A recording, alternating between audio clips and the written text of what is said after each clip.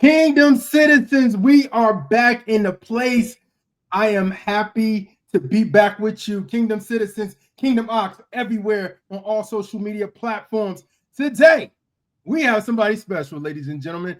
We have a gentleman in here. I got an intro for him, so here we go. He is the voice behind the Chosen Journey on Hot 1079 in Atlanta and Sirius XM. He's using his platform to uplift, inspire, and merge culture with purpose, with deep roots in North Philly, gritty hustle, and spiritual transformation that reshaped his mission. He stands at the intersection of influence, authenticity, and evolution, still setting trends just on a higher frequency. Kingdom citizens, welcome, DJ Trendsetter Sense. What's up, bro?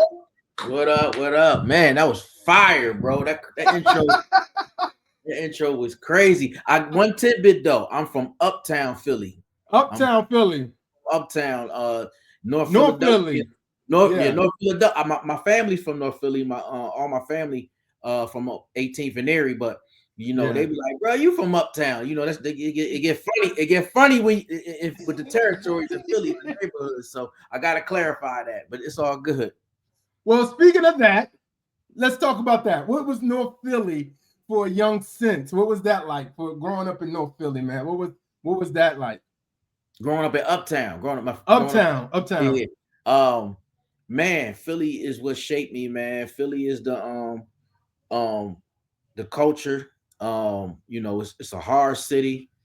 Your head gotta be on a swivel. The neighborhood raised you, and I was, uh I didn't live in the hardest neighborhood, but I didn't live in the sweetest neighborhood neither. It was kind of, you know what I mean? Like, Yeah. getting on the school bus, I saw crack vials on the ground. You know, people was getting robbed at the playground across the Oh street from my wow. house. I grew up in the crack era, so Okay. there was shootouts going on, but there was also good families as well. Got you. Hardworking people. I lived on a middle class block. If you go 2 blocks up the street, you might want to make a left or a right turn. You might have a couple issues. But if you go 2 blocks this way, you got lawyers and attorneys. It was a weird mix. Um, Got you. but it definitely shaped me, man. And like I give a lot of kudos to my mom. Very hardworking woman, and she wanted me to have the best in my life, and Yeah. she made a big sacrifice. And she would work. She had a very good job, and Yeah. she wanted to put me in private school, so she took on another job, man. And Wow. yeah, my mom, I don't tell too many people this because I didn't want to embarrass my mom, but I think she would be proud of this at this time. But my mom delivered newspapers when I was a little boy, so she could pay for my Wow. because she had me in private school until 5th grade. Wow. Wow, And man. yeah, and my mom woke up at 2 o'clock in the morning and delivered the Philadelphia Daily News. Um, Wow. yeah, That's love, bro. That's and love, I would man. wake up and go with her some on like Saturdays, but she did it every night. She did it every night. She woke up at see stuff like that, man. Like she woke up at 2 o'clock in the morning and would deliver papers. I'm just a little boy, Yeah. She would do it while I was asleep, and I didn't even know that she was going delivering papers. I didn't even know why she was delivering papers. Because I knew Wow. she had a regular job. My mom was in social work, and she worked for the state of Pennsylvania, um, since I was a little boy. And she worked in a clinic as well. Wow. Where, yeah, and it's funny because she would take me to the clinic, and this is like the AIDS epidemic, and my mom would diagnose people and tell people like she worked with people that were getting STDs and stuff. And Wow. yeah, so she like my mom, she raised me very hardcore, like just that Mm. AIDS, man, AIDS epidemic, crack epidemic. I'm a little boy. I had family members that drugs you know overtook them at that time. But thankfully, I have a family member that was on crack, and he recovered, and my cousin to this day, man, and he's a God fearing, church going man. Wow. um and yeah, and I'm thankful that he was able to do that, and that's one of his testimonies. Not the deep dive or anything, but just thinking about the sacrifices that my mom made for me, because she would expose two different worlds. She wanted me to experience the best that would could be offered, and the school that she had me in from kindergarten to third grade was called Chestnut Hill Academy, and Mm. very prestigious school in Philadelphia. So my friends were like children of like politicians Oh and wow. very successful millionaires, man. And like I had friends, like I remember this friend I had, his name, I still remember the names. His name was TJ Knox. And I remember like first or second grade, he was like, you spend the night over your friend's house, and a limo come pick us up. You get what I'm saying? And Wow. you a little kid, you don't realize, like, I'm in a black neighborhood, middle class, hard working, like, but like I Yeah. described before, you got the hood over there, but then you got, the little you got the echelon, like on this side, I was like in the middle. And I was like one of only two or three black kids in my school, in my class. Wow. It was, yeah, but my mom she was into like me being in the environments of what would expand on me as a human being, and articulate, and from an articulate perspective. So I would, we had different extracurricular activities. Like I learned how to play chess when I was 9 years old. And Mm.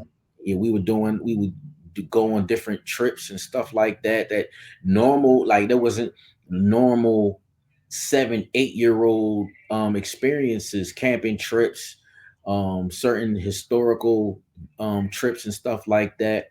And then at the same time, still in a black neighborhood, where you dealing with neighborhood stuff, you dealing with violence and drugs and stuff like that. So I kind of was like both worlds. But Yeah. as a kid, my friends were at the private school. I didn't really understand the neighborhood stuff like that, until my mom took me out of private school. She was like, all right, that's it. It's public school time. I can't Oh afford wow. this for you no more. And I understood that. And I kind of wanted to, you know, have that experience as well. And then I Yeah. started to kind of um, you know, immerse myself in the neighborhood a little bit. And the neighborhood started to kind of raise me. And Oh then wow. I wasn't, because you kind of as a kid, you kind of want to fit in. I didn't want to be looked at as like a nerd or corny at 9, 10, 11 years old, because I got teenagers and around like that are like you look up to them, and you start seeing that the kid that lived across the street from me was helping my mom with the groceries every time she came in, and would look out for my mom and everything, and but he was one of the local hustlers, Oh selling wow. food, taking care of Wow. his house, right? But he helping my Yeah. mom. My mom loved him, and then when I was 19 years old, 18, 19 years old, he got murdered over a crack game. Wow. Yeah. Wow. And the kid that murdered him was the kid that tried to steal my bike when I was like 12 years old, like, so Wow. neighborhood Philly stuff. But like I said, my mom would do the extra things and the sacrifices to put me in different experiences.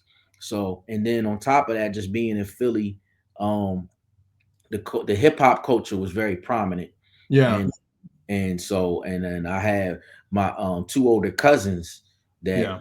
twins twins they taught me to, they were like b-boys, they were into the hip hop culture heavily. They knew how to breakdance, rap. They were really dope graffiti artists. I come from a very creative family, and they taught me how to graffiti and stuff like that. And then that's how I kind of, got immersed into the hip hop culture.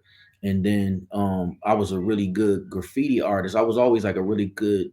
I could draw really good. I come from a family, like my uncle was a really good artist. My mom's middle brother, and my grandfather, he wanted to be an architect, but in those times, coming up, he didn't have the opportunities as a black man to be able to, get the education that he needed Yeah.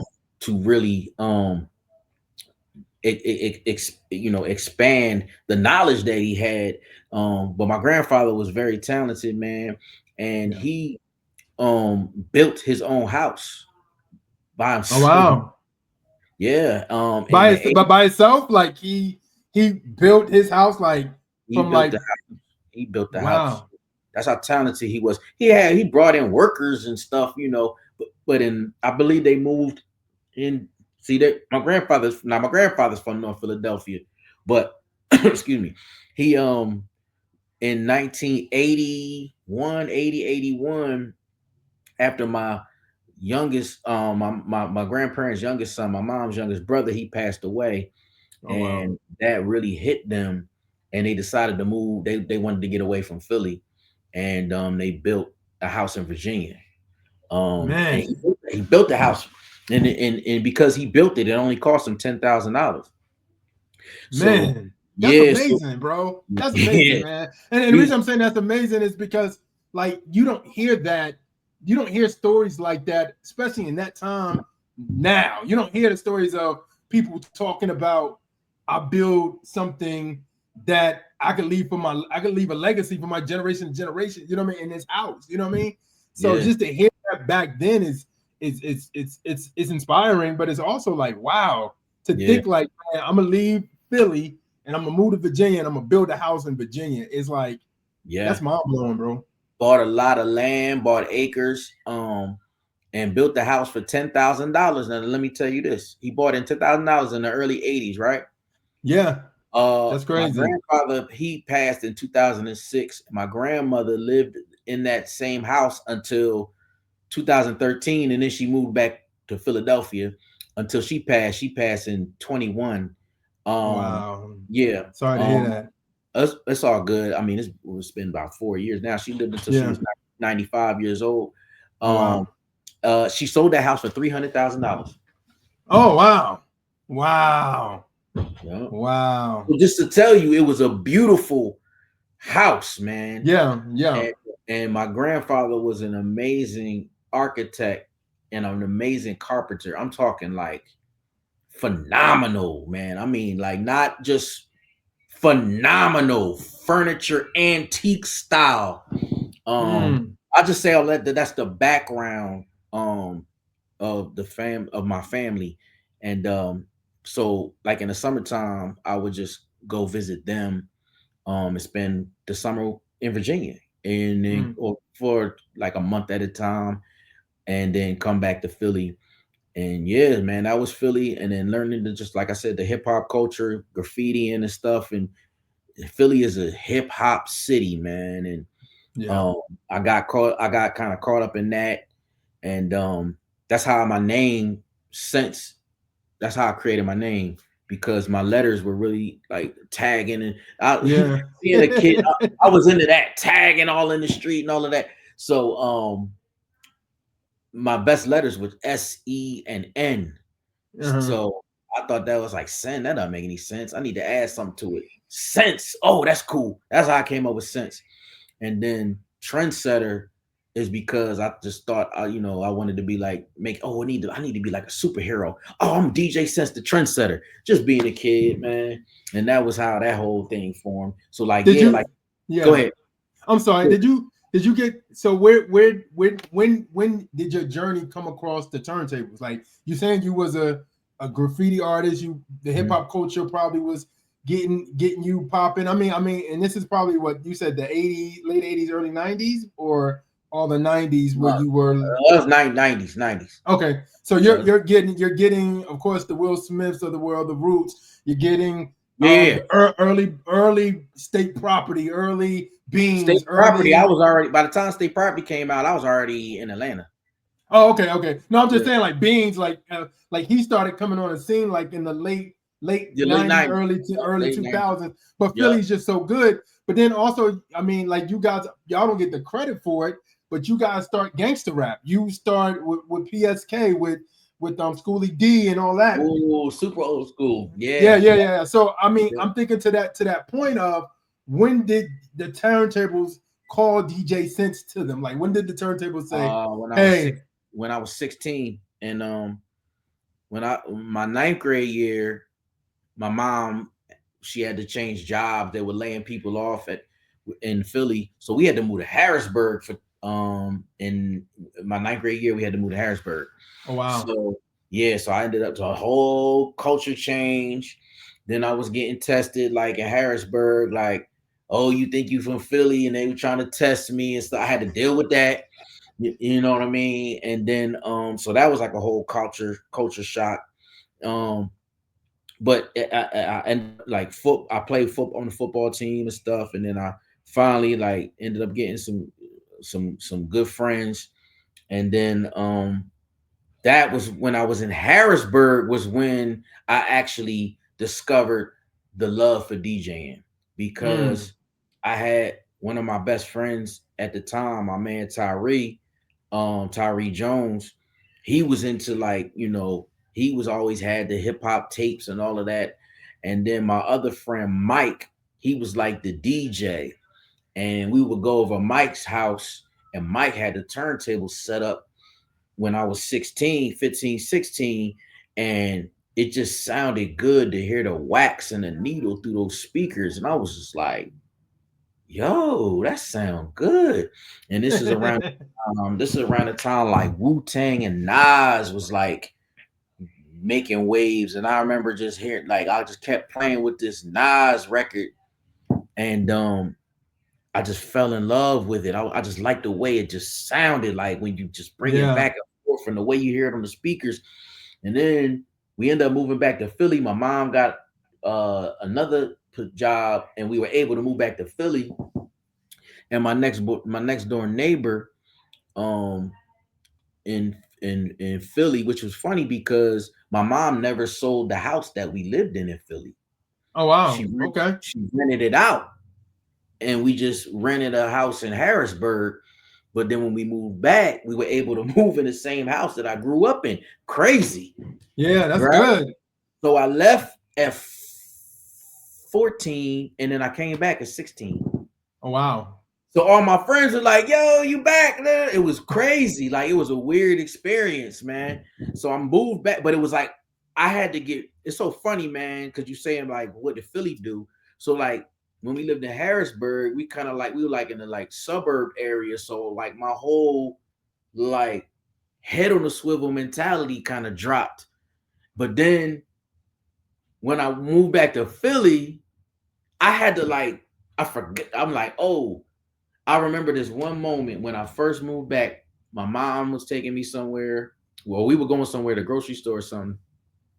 We're coming home around the corner, and this is when I knew we were back in Philly, man. Like all these eggs just started splattering my mom's car, toom, toom, toom, toom, toom. And Oh she almost, wow. yeah, like somebody was being mischievous and threw all these eggs at my mom's car, just somebody just being kids. And my mom, we almost crashed. Oh My wow. mom, my mom, my mom's from North Philly, and Yeah. being the North Philly, strong-minded, powerful little lady she is. We in the hood now. She, come on, Brandon, we gonna find out who did this. I'm like, what? Mom, it's just me and you. And my mom went up in the hood in Philly and was Wow. who did this? I'm looking at my mom. My mom is 5'2". She had a whole block of young people not saying, oh, I couldn't believe my mom did that. Cause I was like, Mom, it's just me and you. Like, Yeah. you went right in somebody's neighborhood, like, yo, who did this to our car? And then nobody said nothing. She was like, bunch of cowards. Yo, I was like, yo. Then I was like, oh man, we're back in Philly. I had to like because it's like my whole head on the swivel mentality dropped when we lived in Harrisburg because we Yeah, lived in the suburbs. When yeah, we moved back in the city.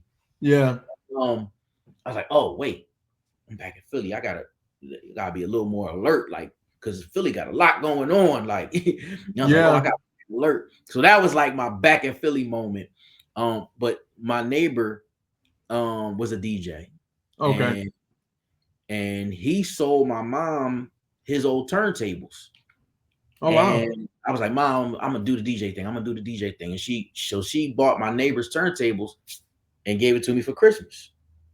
And then I Wow. went crazy as a DJ. I went crazy. I practiced every night. I taught myself how to do everything. And I would listen to the radio because the DJs on the radio in Philly are really, really good. This is the land of Jazzy Jeff, man. Like, Yeah, you know what I yeah, mean? So the DJs on the yeah, radio, shout out Cosmic Kev and DJ Rand. Cosmic Kev is still on the radio in Philly to this day. yeah. Um, yeah. So I would listen to them. He's like y'all funk master. I'm from New Jersey, so he's like y'all Yes. kind of funk master flex almost. You know Yes. what I mean? Yes. Shout Yeah. out Cosmic Kev, man. It was funny. It was crazy because he DM'd me and was like, bruh, like you a legend. And it was Oh crazy. wow. Yeah, and like humbly speaking. And then like for Cosmic Kev to tell me that on the DM, like just randomly, like, yo, what you did for the culture, man. Like you a legend since da da da da. And I was like, wow, like I grew up listening to this dude. Like I was a kid, like emulating his style. I had to tell him that. I said, bro, I got my style from you. You know Wow. what I'm saying? Yeah. That's So dope, man. yeah. So like listening to him and DJ Ran and Kobe Cole, who is the vice president of Radio One, who's like my high up superior at 1079.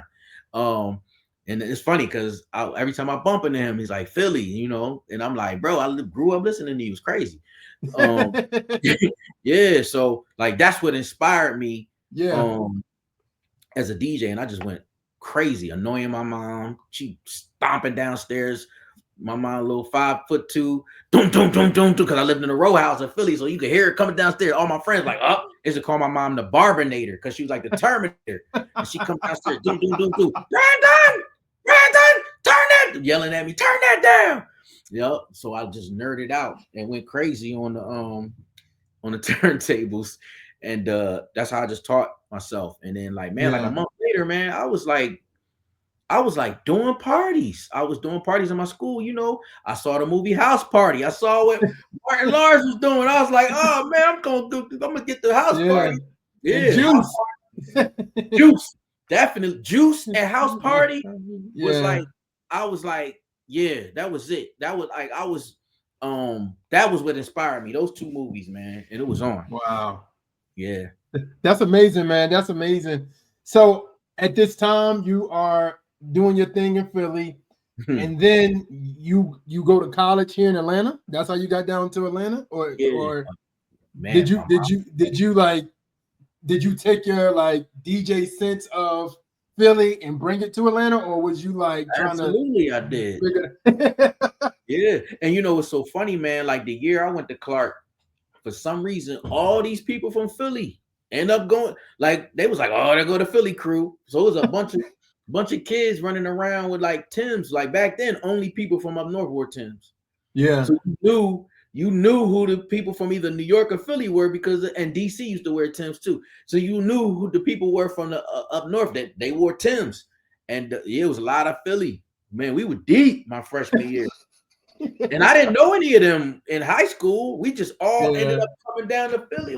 Coming down to Atlanta. It was just all these Philly. I don't know what it was. The Atlanta just had it was like the move. So came down, of course. And yeah, man, I ended up doing parties at freshman year. Instantly, they found out it was a DJ on campus. I was working. That was my yeah. job. That's how I made a living in college. Wow. And Yeah. you were just doing each like party after party after party, and then you started connecting with other DJs. Like, did you connect with Drama and Don Cannon that way too? So my freshman year, somebody told me I lived on the third floor, 332. I still remember it, Brawley Hall, freshman year. They were like, yo, it's a DJ that live on the second floor. Somebody must have told him yo, it's a DJ that live on the third floor. So this dude comes up, knocks on my door. I answer the door. He like, yo, what's up, man? You a DJ? I said, yeah. He just walks in my dorm, sees that I have tables. And he just start. He like, oh, you got a setup? He go, start trying to be DJ GQ from Juice. All trying to do. I'm like, oh, okay, yeah, all right, that's what's up. My best friend was in the room with me, because we just moved into the dorms. It was like the kids all move in. Yeah. So he looking at me like, yo, he's gonna let. That was like, yo, you gonna let him come on your tables and just do your equipment like that? So I get on, I do, I start doing my thing, right? My best friend was like, yo, I ain't never heard you scratch like that. I don't know what came out of you. So then, dude, he looked at me like, oh, all right, yeah. Like, it was like oh, I see you. Drum. DJ Drama. Yup, 18 years old. And then that's how we formed our friendship. He was like really into like all the he was a hip hop head. Like wow. he had all the old school hip hop tapes, Wild Style and Beat Street and all the classic hip hop VH. He was a VHS head. He had all the kung fu movies and all the old school hip hop documentaries. Hip hop. This dude was a walking hip hop head, and I was like, yo, this dude is very interesting. He was, Dron used to have these long dreads. He used to wear this big crown. Like, you know what I mean? He used to wear this big crown. He was like a super backpack hip hop head. And he just was an interesting dude, man. And then I was like, yo, this dude, man. Like, so he was like, yo, you want to come see the tapes? And I just come to his room and we just watched the movies and stuff. He was like, man, you want to let's go to the record store on some DJ stuff. We go to the record store on Saturdays. Earwax. Shout out my man Jazz. We go get on the MARTA train from Clark and take the MARTA train up Peachtree and then go just go buy records on a Saturday, man, at 18. And he was really into hip hop culture. I was more like a party, swaggy I just wanted to rock the party. He was into battling, mixtapes. He was all that hip hop stuff. So I learned all of that from him. I was more swaggy, party, Philly, that was. And then so when we started doing parties together, the chemistry was crazy because we brought both of those elements to the table. So we started like looking out for each other and doing parties together. Like, yo, I got a gig, come on. And me and him splitting $150, but we were 18 years old. Yeah. Like, he called me like, yo. So I would go on and he was real heavy on the underground hip hop scene. So I go with him and just learn and immerse myself in the underground hip hop scene. And then I was doing all the like flashy type of party stuff. And I'd be like, come on. And then we would just blend it, Wow. And then, at 18 years old, he was hustling mixtapes at 18 years old on campus. I said, this dude is like a grown man. Like, I was, when I met Drum, I was like, yo, this dude really is going to be a professional DJ. I still wasn't convinced that that's what I was going to be when I was 18. I was like, I'm probably going to get a job in college and da-da-da. I met this dude. He really was convinced he's going to be I said, this dude really going to be a professional DJ. And then it just like being around him, he gave me the confidence like, oh, I might do this too. Yeah. And then we just started doing parties together, man. And then I ended up interning at the radio station at the time. It was Hot 97.5. Yeah. So then I meet this dude and he's a radio personality. And he like, yo, man, I got this record, man, this independent record, man. And I got a little opportunity to spend on like the little Memorial Weekend joint because I was an intern. And it was like 3 a.m. So he come up to me, which I thought was crazy. I was like, oh, you kind of this little I was the little intern DJ. I wasn't it was DJ Abs and Empress Cersei and DJ Mars and in Atlanta, they were like the cream of the crop. I'm just a little intern. Come on, 3 a.m. They gave me a little opportunity. He came up to me, was like, yo, and then they were all supporting him. That every DJ was playing him. Chris Lover, Yeah. known as Ludacris. And he was like, Yeah. yo, I'ma give you my record. It was What's Your Fantasy, independent. On the Wow. B side, it was called Game Got Switched, produced by Rico Wade. I still got that. Wow. If you look at my Wow. record collection, yeah, yeah, oh yeah, ain't nothing changing. Ain't nothing changing. It's in here somewhere. I gotta find it. And it's Ludacris on there. He's like, yo, 2 DJs. He's like Sense, 4 DJ Sense, Luda. But he was Chris Lover. And then I just watch him, and I was like, yo, this dude gonna blow up, man. Like he just Yeah. yo, he just knew who he was at 18 years old. Well, no, around that time I was like 2021. So because I was like a senior in college. Wow. So I was like, yo, this dude knew who, man. I was like, this dude gonna blow up, man. When he got that deal with Def Jam, all that, I said, I knew it.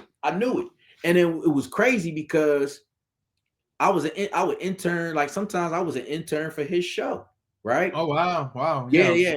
When he would do like little live, like him and Poon, shout out Poon, they would do like live remotes and stuff, and I would be assigned to their remote. I would like help them.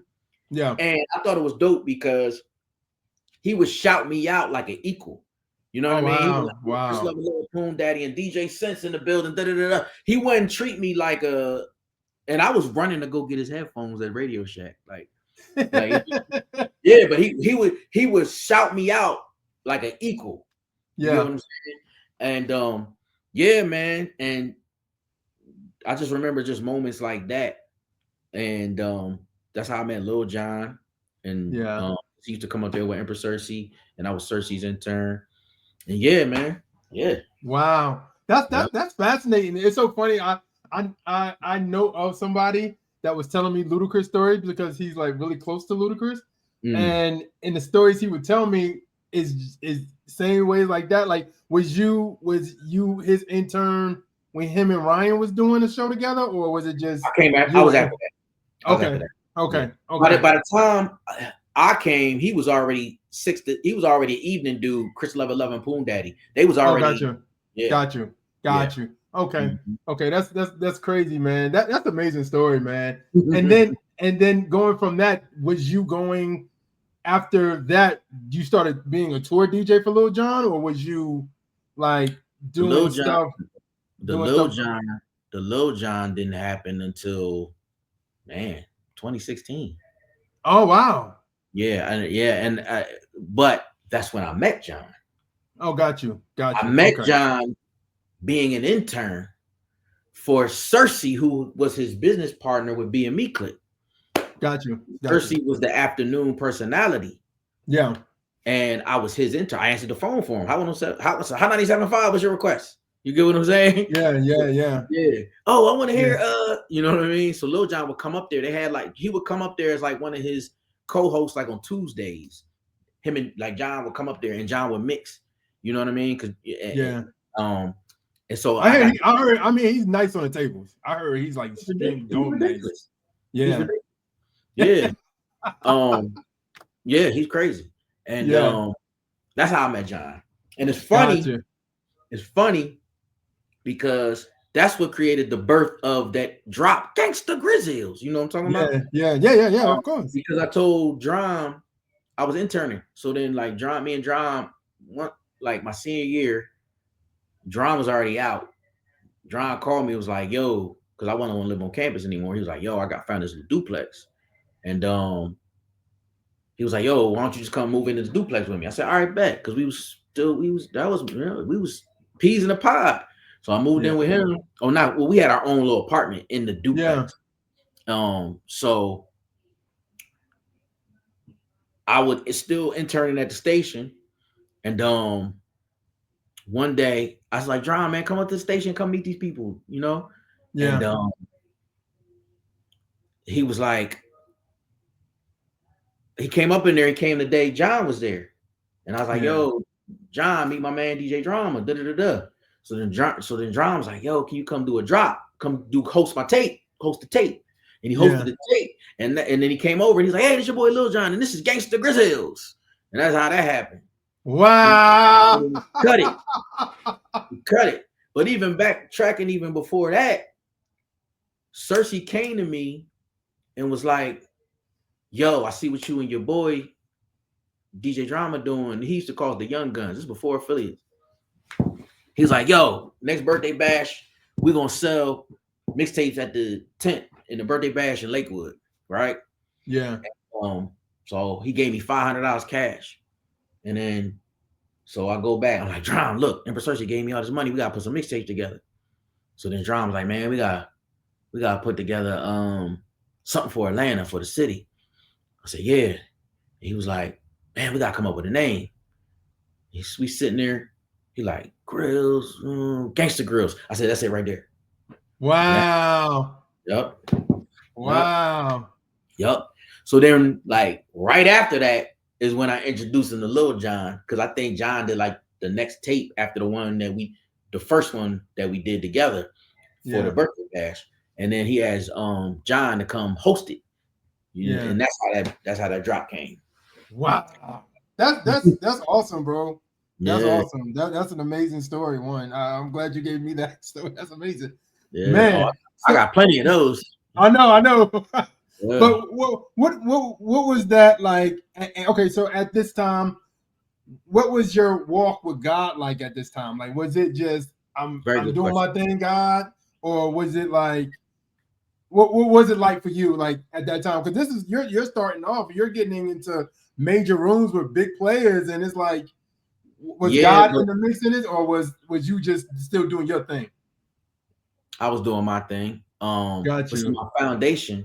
Now I wasn't getting in the rooms. It was just happening. We still weren't like getting in the rooms. But to your question, I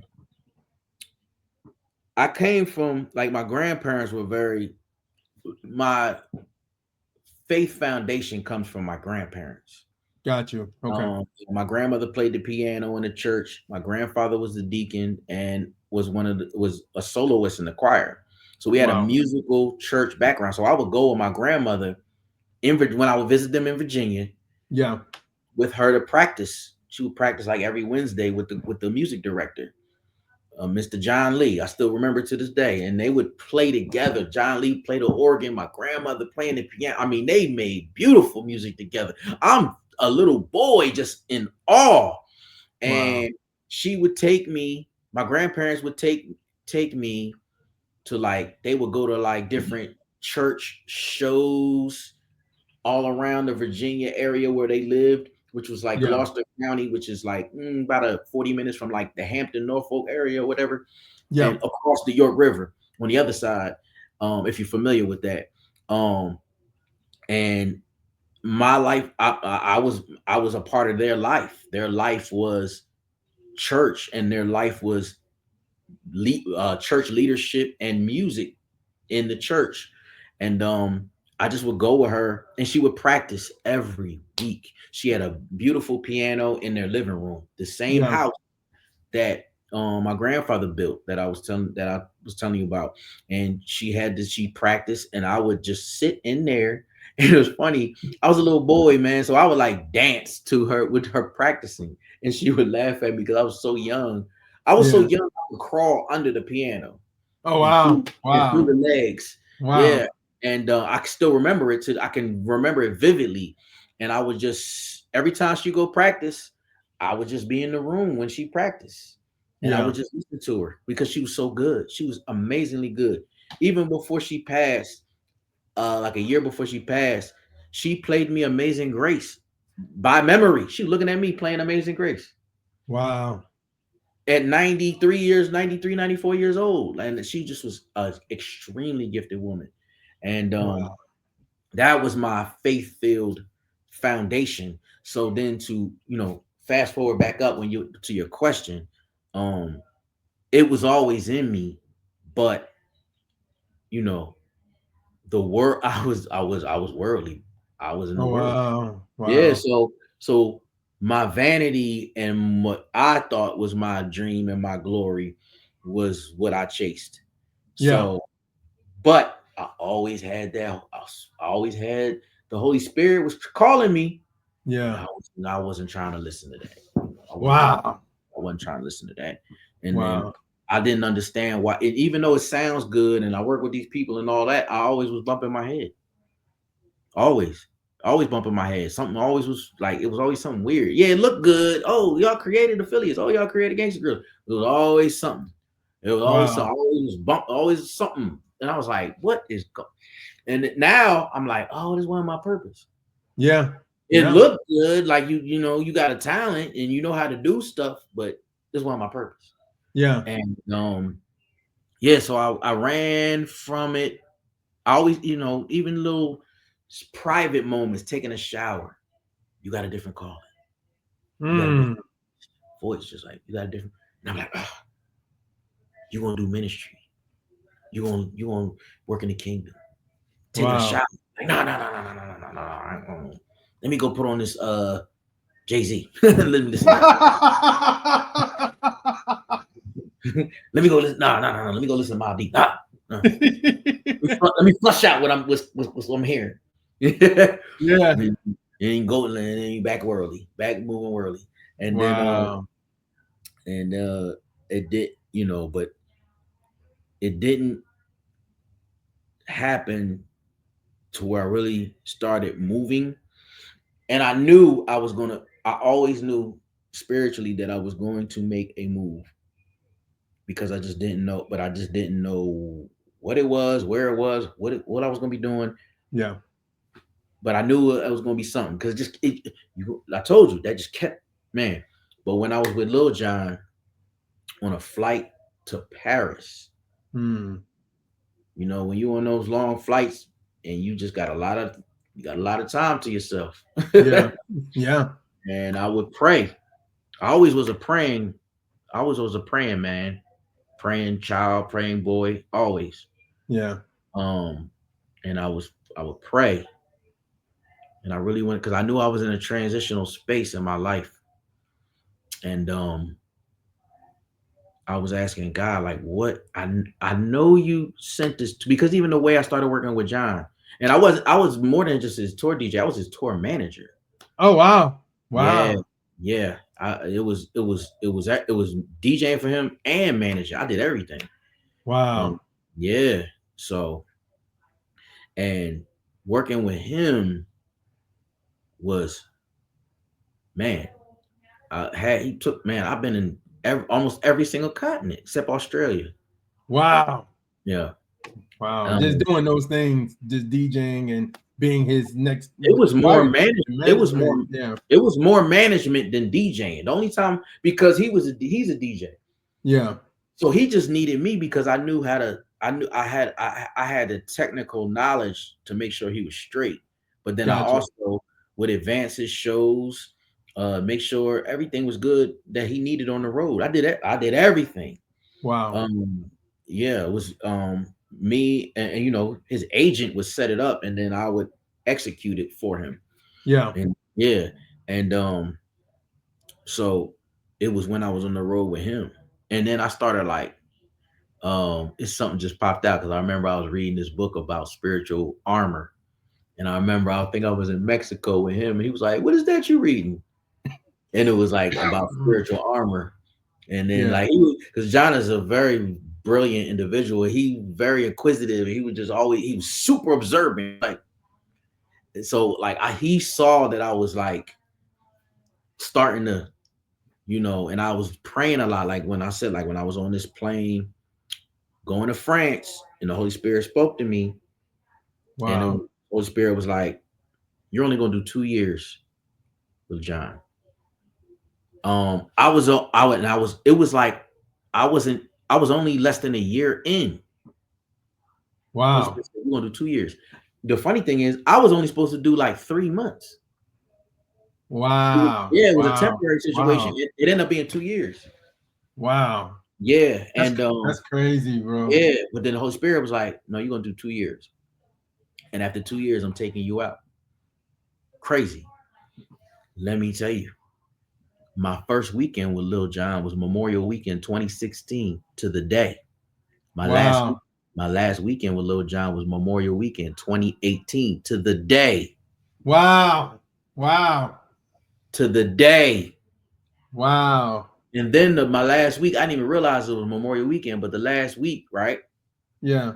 Week that I ended up going, we moving in a different direction. It was like that Tuesday. No, no. Yeah, it was like that Tuesday. The Holy Spirit, this your last week. Out of nowhere. Wow. This your last week. Thursday, we decided to mutually part ways. Wow. But it wasn't even like it was beyond my control. That's what. Yeah. So you get what I'm saying? Yeah. Yeah. Yeah. Yeah. Yeah. Tuesday was like, this your last week. It's over. I'm taking you out. I'm moving you in a different space. Wow. After that, Thursday, I hit a straight Job moment. The Holy Spirit said, you're gonna lose your house, Oh you're gonna lose man. your car, right? Yeah. Man, I went through a Job moment all the way through COVID. Man. All the way Wow. all the way through COVID. So I went through a Job moment. I lost my crib, lost my house. I had to move in with somebody that it was a relationship that I was not supposed to be in. Yeah. And that when I was in that relationship, I started diving into the scripture because I knew like my spirit was like, my spirit was like trying to re-navigate me or something. And Yeah. I started like going crazy in the scripture. And Yeah. and I speak about this a couple times when I had this divine encounter where I just started asking if this is, please God, please show me this is real. Please show me. I was praying like, like how the prophets would pray, like Lord of Abraham, Isaac, and Jacob, please show me. Lord, please show me. Lord of Israel, please Yeah. show me. That this is not a fairy tale. And I yelled it out the window. Yeah. Bro, it was a clear blue sky day, 3 o'clock, 2 o'clock in the afternoon, right? No chance of rain, none of that. This thunderous energy just go from the sky, boom, knock the branches down next to me on the trees, bro. Wow. Bro, scared me. Bro, I'm serious. Like it was no, you know how like you could hear the rumblings if it's about to Yeah. thunder. Yeah. No, Yeah. it was a sunny, no clouds, no weather, Wow. and I never felt a thunderous energy so close to me. You know how you can hear the thunder and it sounds like it's miles away? Yeah. No, this thunderous energy was like 20 feet from me. Man. Wow. That's scary. I'll be like, yes, Lord. That's exactly what I did. Hallelujah. Glory to your That's what name. I did. Bro, Yeah. bro, a thunderous, and you know what it made me realize? We are like feathers compared Yeah. to the power of what God has. We're nothing. We're Yeah. like, bro, it's Yeah. like 20 feet from me, bro. Yeah. And that's when I was like, whoa. And then I said, okay. And I just turned into a nerd and read the Bible like it was a textbook, chapter for chapter. Yeah. Genesis, Exodus, just going, all the way to Revelation. Just went. And then once I finished, I started all over and start reading it again. Yeah. And then it's funny, you in the chapter again, I'm learning something I didn't learn the last time. Yeah. You know how That's it how the go. word is. Yeah. It's That's a how the word word. You know is. how it is. Yeah. And then it was at that time, still in the valley. I moved out. Of the situation and I had to like move into a lower living situation, like this apartment. Yeah.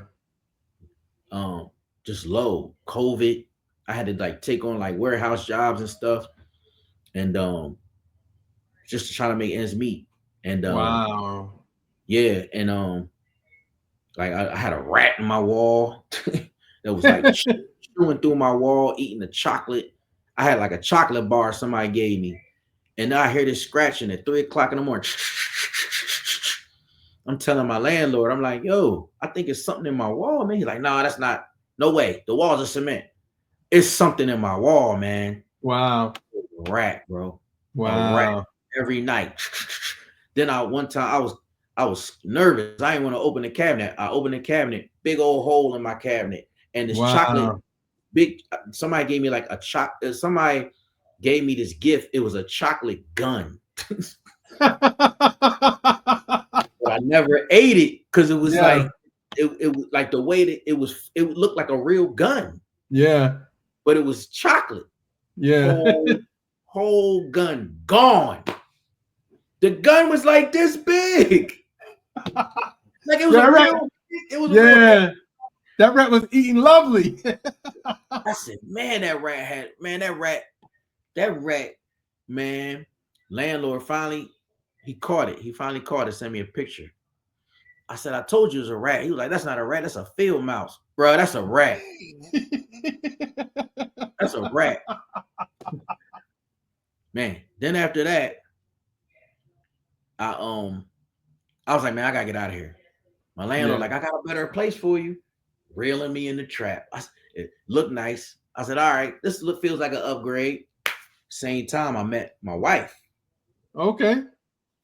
Um, and my wife, very successful, man. Um, articulate, beautiful. And I'm like, why this girl like me? I'm at the bottom. And she just really cared. Like she saw my heart. And I was just like, Yeah. I was like, why does like I'm struggling right now? Like she said she didn't know until I like kind of told her. Yeah. And so that's when I started the faith got stronger. Like I already was in my Bible, so I already was Yeah. climbing biblically and discerning. Yeah. Um, and she started like helping me get my confidence back and boosting and stuff. And Wow. her parents were very involved in the church planners, and had experience and very involved with the church and stuff like that. My mother-in-law, she has a very Yeah. prophetic way about herself. She has like I've seen her pray over people, and her prayers are strong and powerful and work. Wow. Um, yeah. Like I give you an example, man. Like my father-in-law, his brother had cancer, Mm. and they flew to Puerto Rico. My wife, she's Puerto Rican. Yeah. Um, and they flew to Puerto Rico and prayed over him. Mm. My father-in-law called us a couple months later. He's like, guess what? My brother don't got no cancer no more. Mm. Wow. I've seen Yeah. her. I've seen her do that a couple times. He Wow. had terminal cancer, bro. Wow. I've Wow. seen. I've seen Yeah. every time I'm yo. My mother-in-law, she different. Yeah. So the reason why that's so important is because she spoke over me. Mm. You're called for ministry. You're called to do something very impactful, right? Mm. So then we go to a family event, and um, this other woman, she doesn't speak English. She only Yeah. speaks Spanish. So she's talking to my mother-in-law in Spanish, and my mother-in-law looking at me like, I told you, I told you. And I'm saying, what's going on? She said, you have a calling. You have a minute. You're supposed to be doing something impactful in ministry. I told you. So once she did that, that's when I said, okay, I gotta be I gotta like really, okay, God, all right, I'm still living in that apartment and all of that, right? But my spirit is, I'm coming. I don't feel as low as I did in the Yeah. Job. I feel a little better in my Job. Yeah. So that's when I sat down. So I sat down and had lunch with my in-laws, and that's when they were like just showing me how to build a 501(c) and build a nonprofit. Because I was like, all right, I'm gonna do a nonprofit ministry and stuff, give back, serve. Yeah. didn't even think about music and all of that. Yeah. Yeah. And then got all that done, got the paperwork and all of that done. And then Spirit said, no, Mm. you're going to do what you've been doing. I told you I'm going to call you out for the kingdom. Learn. I told you when you were moving around with Lil Jon, learn everything. Learn how to move around the world. Learn how to move on a high level. Learn how to build and deal with your relationships. Because everything you're Yeah. doing, you'll take this and you're going to do this for kingdom. Mm. So go make a radio show. Go do the thing that you've been doing. I was like, what? Mm. I wasn't even trying to do that. I was like, all right. I just moved out. I didn't know what I was doing. I was like, I'm gonna just make me an air check. And that's when I started like diving into Christian hip hop. And I was like, oh, this is what Up RG is. This dude fire. Yeah. This dude Hovey. I like this. This dude no big deal. I like this. Of course, Yeah. Lecrae. I already knew who Lecrae was. Yeah. Then I started learning. Forrest Frank. Oh, I like that. And then I just started nerding out and then learning who these artists were and the music and listening to all their projects and going crazy. And Nike, oh man, yeah. And oh 1K Few, oh okay, Yeah. Yeah. uh I, I put the project, I put the air check together, this sample show. I was like, yo, this show fire. And I mean, man, mind you, I haven't done radio in years. Like I was doing the whole Gangster Girls radio and all of that stuff, and that Yeah. was my thing. But I like walked away from it. But it was like riding a bike when I came back and did it, right? And Yeah. I remember doing it in the studio, and the engineer, he didn't know nothing about CHH. He was like, "This Christian hip hop?" I said, "Yes, bro." This like he started looking it up and Shazamming and Spotify. He like, "Oh, yeah." So Yeah. that, I remember, um, it was a day I got frustrated with the city office, with the 501, the charity office, the paperwork. I was like, something. I was like, man, let me just go get something to eat and take my mind off it. Before that, I called my friend who was a sales executive at Radio One. And that's who I called to try to figure it out, how to get the show on. And Yeah. also shout out to Darlene McCoy, who was a syndicated nightly radio host at Praise Yeah. 102. She was Yeah. the one who told me because I was gonna go to the gospel station. She was like, nah, you gonna go to Hot 107.9. You gotta go where you you gotta speak to the youth, you gotta speak to them people that they need to hear this. You're gonna make a big impact. Yeah. She's the Yeah. one who told me to do it. So I Oh called wow. but then I called my man Lakeem, who's a sales exec at Radio One. He was like, all right, man, I gotta just, that's my bro. He was like, yo, just give me like he was busy. Yeah. So Yeah. I'm so fast forward, I was frustrated because I was something with the charity's office. They like, oh, something with the paperwork. I was like, I'm like, man, let me go get something to eat. So Yeah. I go sit down at this spot on Ponce by myself. Who walks in? My man Lakeem. What? He like, oh, I know this guy. What is it, man? Well, tell me what it is. What do I have on my phone? The air check. Wow. I like, listen to this. He like, man, this is dope, man. And I'm telling him the same story I'm telling you. Everything. I Yeah. told him about my divine encounter, the Job moment. He don't know that I went through all of that. Yeah. He was man says, how you doing, man? It was like Yeah. that. So he like, oh no. He said, now this is why this stuff. Listen to this. Yeah. He said, since I don't know anything about Christian hip hop or anything, but I have to make sure that we get your show on the air. You don't do it. Let me go talk to the powers that be. It's my duty to go do this. Wow. Wow. He don't know Favor. nothing about CHH. Yeah, that's favor. The next day he calls me. He said, yo, program director wants you to, he said, call him. Call him now. I'm like, what? Yeah. All right. I call him. Program director, pick up the phone right now. Devin Steele. Shout out my man Devin Steele. And Devin busy. He don't never pick. You got them bosses that don't never pick. You go like, he busy. Yo, Sense. Where you at? Come to the station. What? All right. Now, mind you, Remember I said I kept bumping my head on the wall and all that? Yeah. I'm moving with this chosen journey thing. And it's just, yo. I'm like, what? Wow. God is opening these doors. Right? Yeah. I Yeah. go to the station, meet with him. He's like, yo, this show crazy. I need you to make 3 more. I'm like, oh, 3 more? All right. 2 weeks later, I'm like, yo, I made the 3 more. Come back to the station. Come back. Meeting lasted 5 minutes.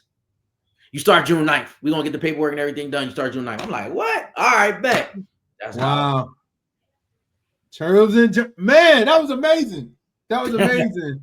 I have so many questions. I know we limit for time, but Nah, bro, you good. okay. It You just good. when you was Don't going feel through rushed. You good. okay. When you was going through all that, did anybody in the industry like see how you were doing, or like it just like God was isolating you? I was isolated. Wow. And I don't feel I don't have like, if you want to use the word bitter, I don't feel no. I Wow. knew I had to be isolated. Yeah. I don't have any type of feeling about, I knew that I had to be isolated. Yeah. Like when Moses left Egypt and had Yeah. to go to Midian, and Yeah. you get what I'm saying? Yeah. For Yeah. further. And until he, and then met his wife and Yeah. then it was time when God was like, all right, now go back to Egypt. Yeah. It was Yeah. like the spirit knew I had, that was my spirit, like my spirit knew that I had to be, you like, that's why that would like, I never felt like that, like, man, ain't nobody, you know how people be like, man, ain't nobody. Yeah. I knew it. Now Yeah. the flesh in me was like, man, some people, yeah, I didn't hear from nobody. Wow. I had a couple close friends that had nothing to do with the industry and all of that. Yeah. Yeah. My man Striker, and my man Hassan, Yeah. and that was it. Wow. That was it. My family, Wow. mom, Yeah. that was it. Wow. That was it, Because bro. because I feel like that's a very humbling experience being like on the top of the world, not the top of the world, but just up there, and then saying like, "Yo, I'm at a warehouse doing boxes and stuff like that." And I Correct. know like that could be a pride crusher. You know what I mean? Yeah, but I didn't have any pride that needed to be crushed. I always been pretty humble. Thank Got you. you. Got you. Got you. I mean, yeah, Okay. people got, I'm flesh, you got ego. Everybody, you know, I ain't gonna act like Yeah. I'm like perfect individual, but God, he knew what he was doing. Yeah. Yeah, so that was, but I was just like, it is what it is. I didn't even want to go and apply for the job, Wow. but I'd had to. Wow. I, Did at the time when you were in DJing doing your thing, was Christian hip hop ever on y'all radar like that? Like in your sphere of influence? I remember of no, course Church Clothes happened with Lecrae, but besides that, because I know Don Cannon hosted it. Yeah.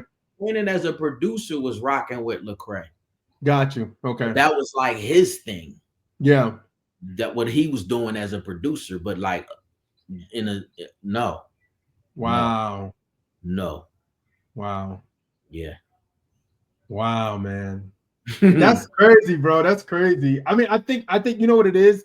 Hearing your story is like God was like, I want you to, like you said, Moses, like literally Moses. It's a combination of Job and I hate Moses. to, It's like, yeah, yeah, you know what I mean? yeah, and I know exactly what you're saying, and I hate to be compared. That feels weird to me. You know what I'm saying? Yeah. It feels like, and somebody, I've had other people say that to me, and I'm like, Yeah. bro, it feels weird, bro. Yeah. Like, Yeah. like, you know what I mean? Like, I'm just real humble and Yeah. selfless about it. Yeah. But I draw to Exodus a lot to try Yeah. to get some insight. I'm like, Yeah. yeah, But so now that you're in this space now, with you get your show, you get those things, you're married, you got the life. It's like is it 10 times better than it was before? Like, is it like, man, I never thought that I could be doing radio for God. I never thought I'd be a married man. I never thought all of this. You know what I'm saying? Like, did you ever think of this stuff going No, through, or like? no. I'll tell you this though. I knew I had a calling, but I would get a little like frustrated. Like, do I have a calling? Because I Yeah, was like, I don't like. I was like, I knew the Holy Spirit would remind me, you like there's greatness there. You have a purpose. I yeah. just didn't know when. And then every time I was trying to do something,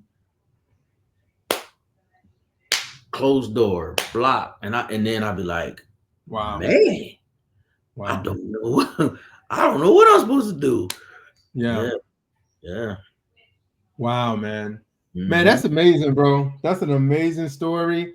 It's an amazing thing. And I'm sure now people looking at you that you close buddies with and friends with in your past are looking at it like, yo, you like the guy right now for Christian hip hop in this space. You know what I'm saying? Like, and what I mean by that, like on a major platform, do like drama and everybody else now look at you like, yo, this Christian hip hop thing, you got it, bro. Like, or is it like that, or is it more like, Actually, we've never had a conversation about oh wow, it. wow, Yeah. Me and Cannon had a little light converse. Like he was yeah, like, Cannon was like, no, that's not true. That's not true. Uh, Dron's so funny. He was like, I like what you're doing. It was like wow, that. And then Cannon was like, um, he's like, I see what you like. It's kind of like I think they still trying to, yeah, you know what I mean? Like, yeah. yeah, it's more like that, you know. Any artists hear the radio show and be like, man, keep Oh going, yeah, keep. Oh wow, oh yeah. I'm gonna be honest with you. One of the first major artists that acknowledged me was Ti. oh wow, wow, He pulled up. He one of the first people to pull up to the show. wow. Ti, Ti. Um, Is that it the one was, where him and Young Dro was together? yes, yes. Got you. Let Okay. me tell you something. Ti pulled up so fast, man. Wow. Facts. Like I reached out and to his man, which is my man too, Yeah. and he's like, "Oh, I'm gonna call Tip right now." Called me right back. Tip said, "Yeah, man. When sent to see me?" I was like, "Word." Wow. This is around the He time got a he got a calling too. He just running. yeah. He got a It's when he calling dropped that too. song. It's when he dropped that song with Kurt. Yeah, yeah. He got a calling too. Yeah, He just and don't know it yet. yeah, and then like I was like, all right, and then I a day passed, and all of a sudden MLK hit me, his DJ, which is my man. He's like, yo, uh, I'm about to put you in a group chat with Tip Publicist, and I was like, Mm. oh, they must be talking about it because I didn't know what was going. Like he just hit me out of nowhere. Yeah, yeah. And then MLK linked me with his publicist. Publicist like, yo, Tip is available. He gave me all the availability and all that. I was like, man, this is kind of moving kind of fast, you know? Yeah, And yeah. he's like, and I'm like, all right, what this time? Da-da-da. He's like, yeah, all right, I'll be there. Man, Tip beat me to the station. I pulled up the station. He downstairs getting coffee. I was like, yo. And then he was like, man, since how I feel like, man, you know how Tip talk. Man, Yeah. how I feel to be like on the, like, what, tell me what, and I could tell he was being kind of inquisitive. He's like, man, what it feel like over there? I said, man, I'm on fire. I'm on fire for God, man. I'm moving Yeah, yeah, fearlessly.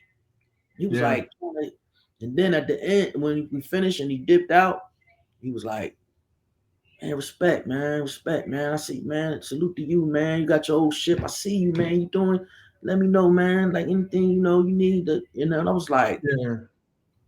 I was like, wow. Yeah. You know what I mean? And Bun B DM me. Mm. OG. Yeah. Bun B DM me, and I'm gonna tell you, and I was like, appreciate you, OG. You know, Yeah. Bun B has always been a genuine dude, man. Like, and you'd be surprised, like, even back when I was doing Yeah. my thing with Tom and all that, and Bun B like pulled up one time and he was like, yo, I like what you did. You did a mixtape and you did this remix with Music Soul Child and Jada Kids. I was like, you listen to that? He was like, man, I want you to send me one of them beats. I want to do a verse like that. I'm like, what? Yeah. Fast forward, Bun B started reposting me with Oh the chosen. wow. Yeah. I like Bun B always reposts me, always. And I hit him like, oh, thank you, OG. And he was like, look, man, you know, I want to make sure that people know what it is that you're doing, that it's another light. You know, it's not always this side, people that you're doing something positive in hip hop. And I want Yeah. people to know that. Told me Wow. that personally, bro. I was like, man, it Wow. was crazy. Yeah. Yeah. Yeah. Project Pat, you already know. Yeah. I Yeah. Yeah. spoke Yeah. Of course. to him, especially what he did with Dill. Yeah. Spoke to him. Um, those are the names that off the top of my head. Those, Got you. yeah. Yeah, those are the Got names you. off the top of my head, yeah. Got you, man. I can see so much for you, bro. Like I can see some. I can see a label deal. I can see if I see the problem with mixtapes now is not like how they was because I'm like I can see a dope mixtape series, but it's like different things. But I mean, like you got stuff, man. And people. I think what it is also is people see before and after, and they like it's legit. You get what I'm saying? Like if it ain't legit, people gonna call you on it, but it's legit. It's like yo this is something different, and what he got going is fire and it's positive. Because I think, honestly, to be real, I think hip hop is in a place where people want more. Mm, They're urging for positivity, and my yeah, thing is, if the gospel got to be the positive thing, amen. To me, I'm like God, you use that brighten somebody's day, or maybe somebody who's an atheist and they listen to the No Big Deal album and they love it and they like, yo, this is fire and it start encouraging them to like think about more stuff and like just getting them on the right path to Jesus, I'm all mm. for that, man. So Let me tell you a story, bro, in connection to what you're saying. So, got to deal with Sirius now, right, on Hip Hop Nation, right? yeah. Now the impact from Sirius is different. 30 million listeners. Yeah. This is where I really like even speak to CHH creatives Yeah. to understand the impact of when you have an opportunity to be at the forefront. I don't want to Mm. look at CHH as like it's a subgenre. Yeah. There, God is covering what is going on for a reason, and doors Yeah. are open. My superiors on these mainstream platforms support me. Mm. I get more support on what I do now than what I did back when I was doing all that other stuff. Wow. Wow. And I'm just wanted to send a message out to Christian hip hop, Christian R&B, Christian the new energy, these young people, these creatives. Yeah. I just don't want you to feel like I want you to kind of get out of your comfort. I want people to start to realize they don't have to be in a comfortable space where they feel like they can only preach to the choir or speak to the choir, or speak to them or speak to the Yeah. like these doors are opening like where there's an opportunity where you're going to receive audience, fans, and voices that need to be heard that's way bigger than what you think. Like, Yeah. please start looking at the forest from the trees. Yeah. And I give you a perfect example, Rolling Loud. Mm. You get what I'm saying? Like, Yeah. those people were there to see Playboy Cardi and all of that. But when they got a dose of that Hovey, that No Big Deal, that Caleb Gordon, that John Keefe, you get what I'm Yeah. saying? That Yeah. Alex Jean, that Gavi, that Chosen Journey, that Yeah. CHH, Yeah. bruh, that impact was powerful. Wow. And you Wow. touching souls that didn't even know that they needed to even be touched. And then they understand, they start to get a better discernment. Wait, this is high quality music, and oh, this is food. This is bread. Yeah. And I Yeah. need to eat. And I didn't even Yeah. know I need to eat because the music is the vibration. Yeah. Yeah. You get what I'm saying? And then a lot Yeah. of times, there's been certain deliveries on, you always want to chase what you think is popular. And sometimes it's the same. Like, come on, man. It's easy Yeah. common knowledge. All food ain't good for you. We know this. Yeah. This is some Yeah. good food right here. Yeah. Yeah. And in these now, we got the Rolling Louds saying, yo, let's feed some good food here. That's Yeah. what the CEOs Rolling Loud was like, yo, Wow. man, you get what To I'm the saying? point, yeah, to the point that you guys did y'all, and then they invited Miles to do a set. Where you think that came from? Yeah, yeah, that's what I'm saying. Like the impact that you guys got Exactly. opened the door for Miles, and then Exactly. prayerfully it can open up doors for. No, it's already gonna happen, man. Yeah, yeah. I'm already involved with them conversations. Wow. The conversations already happening. They've already Yeah. been had. Wow. So it's like, nah, it ain't like just I just really want creatives to just realize, like, no, we don't have to always rely on the same, like break the ceiling, man. And then Yeah. that's what I'm saying. Yeah. Like the chosen journey is just a vessel. Some people may not see it as breaking the ceiling, but let me tell you something. They are major eyes and decision makers that are looking at things completely differently. And Wow. then, sometimes creators may only Wow. see it as like, well, I'm going to just feed what I already got. I'm going to just feed what's in front of me. Yeah. But man, collaboration is key, bro. And you got to Yeah. realize, like, this is a church beyond the walls, man. Yeah. This is a church beyond the walls. Yeah. And it's the same thing as the New Testament, man.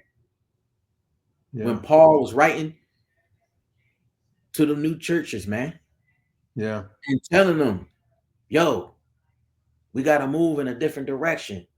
Yeah. The legalism and all of that, and the judgment, and the go Yeah. beyond the walls, man. It's Yeah. going to stretch beyond the world. And that's what this is for. Yeah. This is just one of the vessels, man. Yeah. And it's here. That's the Yeah. whole point of the concert. Yeah. And the people like, yo, it hitting me like, yo, this no big deal. Man, I got mainstream executives hitting me like, this no big deal Project Pat. Yo, this thing. Yeah. Yeah. It's other things than just depending on just the stream by the same fans that are. Oh yeah, that's important. But it's other things that, and that's what, like, it's understanding the importance of certain doors and opportunity. That door is open, man. Come on, let's walk through, man. Yeah. Come on, Yeah. please. Please. That's all I'm saying, man. I don't know, I hope that No, nah. That makes perfectly sense. That makes perfect good sense, man. Man, just talk about that, man. Talk about birthday bash, oh yeah, Chosen Journey. yeah, Talk yeah. about that. Talk about like the expectation. I mean, I think the thing about that, I remember tweeting this out to you. I was like, man, I've been in Christian hip hop, Christian rap, the arena of that for years. And starting out as a DJ, still not often, but still forming from a DJ to like more of a radio personality to a content creator to different things of that nature. And I remember tweeting that out. I was like, this is important because that same place used to hold the Holy Hip Hop Awards. Salute. You know what I mean? Like, and I was like, I've seen it, what Christian hip hop could do in that space with a lot of people. So we need to pack this out. You know what I'm saying? Because it's not even just about sense. It's about this movement that can save a generation. You know what I mean? Generations. That's it, bro. That's it. I don't got nothing to do with this. Yeah. I don't have nothing to do. God said, yo, just show up. I don't Yeah. have nothing to do with this, bro. Yeah. it's not a I I just God said, yo, Bill, do this. Yeah. But you know what I mean? Like you took the words out of my mouth, bro. Yeah. The words out of my mouth. And that's what it's needed, man. It's needed. We have other big events. We have different events in Christian hip hop that they have like a kind of a summer jam vibe to it. But at the same time, it's something where it's different when a church put on something versus a corporation versus yeah. You It's a difference. It's a difference. That's and honestly, both of them are needed, but it's just a difference when dollars, when funding is there. I would say that. That's bro. You took the words out of my mouth. You said it. Yeah. You said it.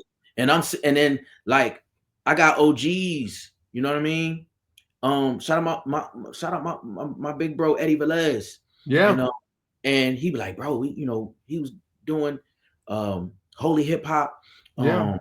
Back in the day, he was like, Sense, man, like, man, it used to be like a challenge with the execs, the owners and the execs. Yeah. All of that. So I think about what the OGs tell me. You know what I mean? And then I'm sitting here chosen journey, and my superiors are like, Sense, what's next? What we doing next? Wow. Yeah. And then I'm like, yo, well, and I'm full of idea. I'm like, yo, we could do this, we could do that, we could do this. Yeah.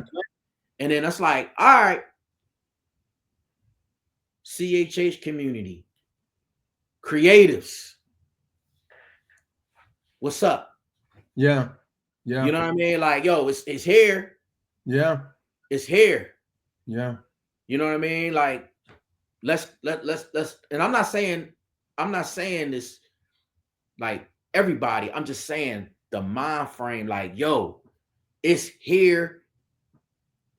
Start being comfortable with being in the front. Start being comfortable with being in the front. Wow. Just like the way a Playboy Cardi was a headliner and all of that, they Rolling Loud. Yeah, that can happen to No Big Deal too. Yeah. You get what I'm saying? Yeah. That can happen to Hovey too. Yeah. Yeah, you know what I mean? Like, and I know these artists have their own headlining tours. I've been to them. Yeah. But there's even other opportunities. You get what I'm saying? And that's what the Rolling Loud was for. That's what this chosen journey thing is. Yeah. You get what I'm saying? Yeah. It's plenty and when you get it on that side, the floodgates open. Now look at this. Now you're not just on a Christian hip hop playlist. Yeah. Now all of a sudden, what's the other playlist on Spotify? What's it called? You know what I'm talking Rap about. Caviar? Not Rap Caviar. Rap Caviar, like, yo, hold on. There's No Big Deal need to be on a Rap Caviar. Wow. How you think the Cardis and the Uzis and all of them stream? So because they on the bigger playlists. Yeah.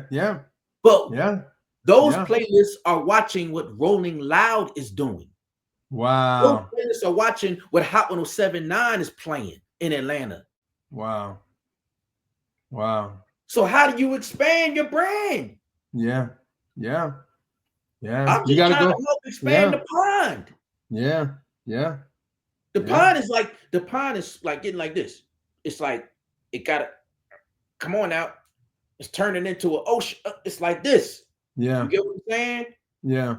But it's like we just, and it's the same thing with any other genre. You're gonna have an R&B playlist.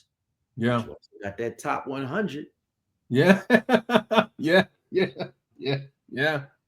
Why can't CHA should be dominating the top 100? Hip hop dominated it. What's the difference? Yeah, that's real. But we have to be accountable and responsible. Yeah. Yeah. Thank you, Jesus. Thank you, Lord. Yeah. It put me on the front lines. I didn't ask to be on the front line. I didn't ask. This ain't it ain't. But I think the thing is this: when you go through those hard times, and God sees that, and he sees the trustworthy in it. You get what I'm saying? Like when you go through the hard times, when he could be like, I could trust Sense because he went through something that I like refined, basically. You know what I'm saying? I refined him in that season. I refined him, and he's trustworthy. And now he's not moved by what used to move him in his past. He's moved by what I'm calling him to do. You get what I'm saying? Yeah.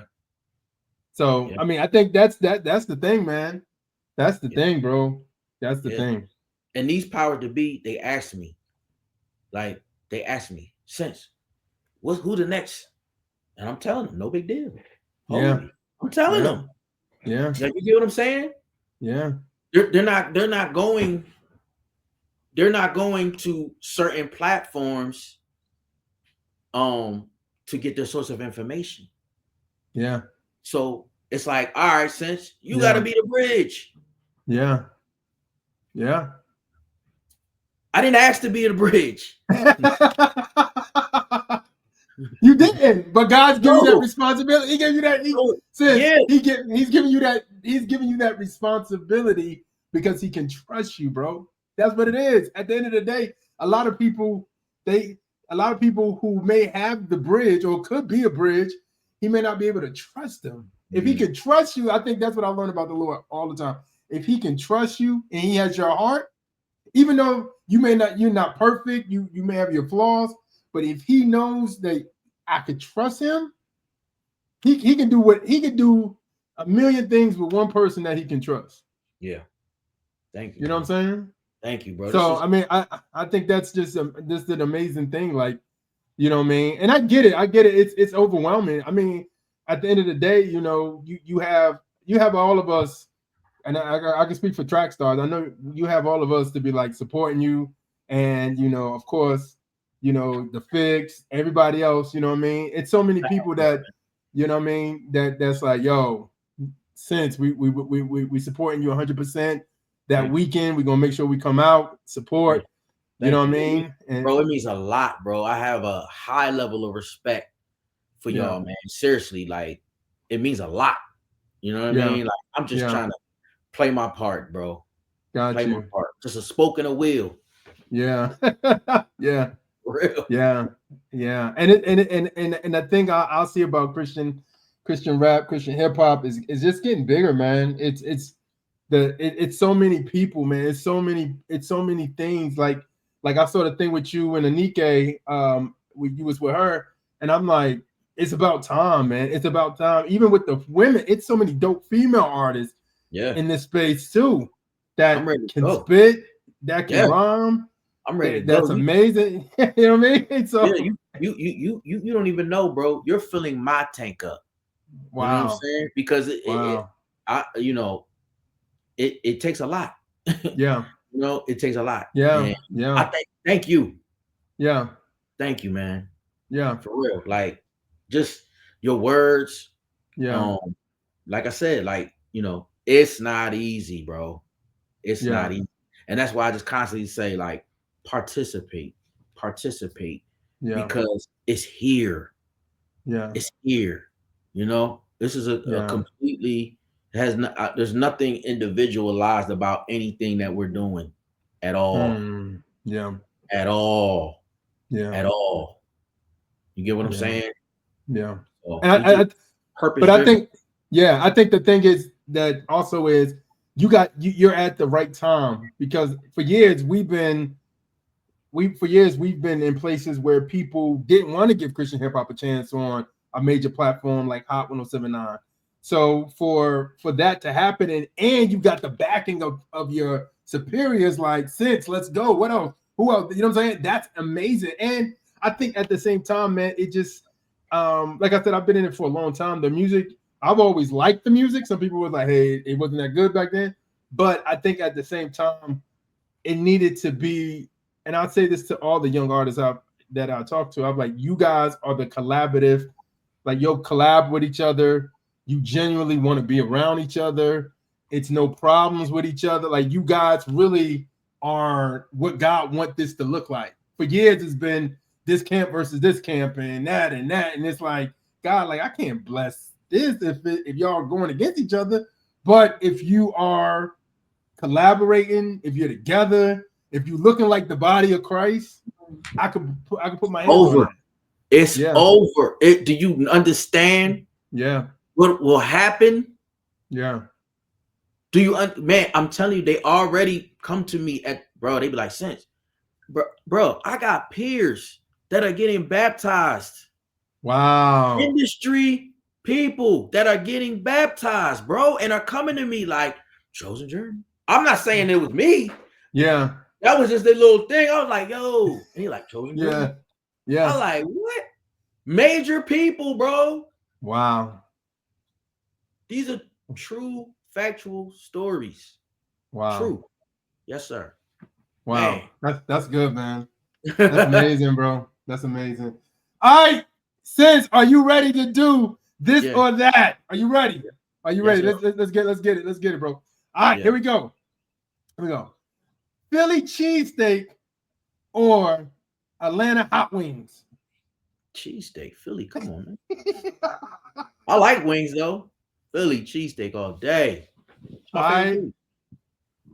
Philly grit or Southern hospitality? That's tough.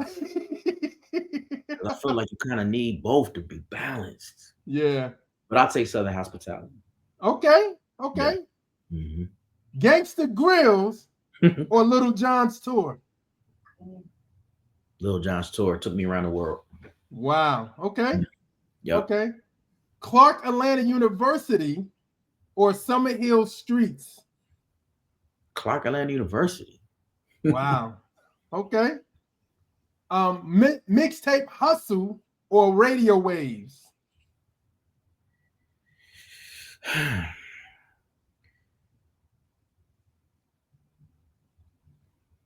That's a tough one because the mixtape hustle was the foundation, but the radio waves is what's the highlight of what Chosen Journey is at this point. Radio waves. Got you. DJing an artist set or DJing on your radio show? Radio show. Okay. Um, an exclusive interview or playing an exclusive song on Chosen Journey? Interview. Interview? Okay. Wow. All right, this is going to be a hard one. Rolling Loud CHH set or Chosen Journey birthday bash concert? I'm a speaking Chosen Journey birthday bash concert, even though Rolling Loud was crazy and it was impactful, but Yeah. because of the Rolling Loud, we will be able to walk into this Chosen Journey birthday bash concert, and it's coming up Sunday, June 22nd. All right, man. This is the last one. Christian DJ. Are you a Christian DJ or are you a DJ who is Christian?